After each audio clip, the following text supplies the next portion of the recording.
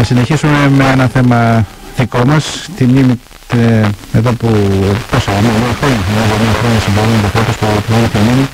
Ένας πρόεδρος είναι στο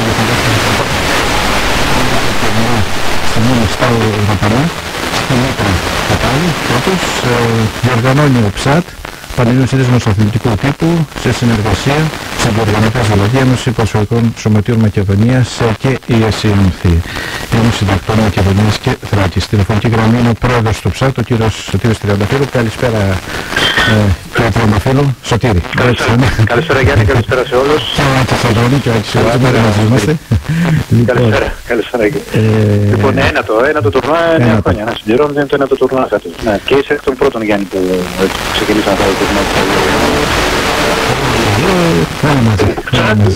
Αλλά ήσουν και των πρωτεργατών, έτσι, της διοργάνωσης των τουρνουά και για ένα τη χρονιά φέτος, λοιπόν.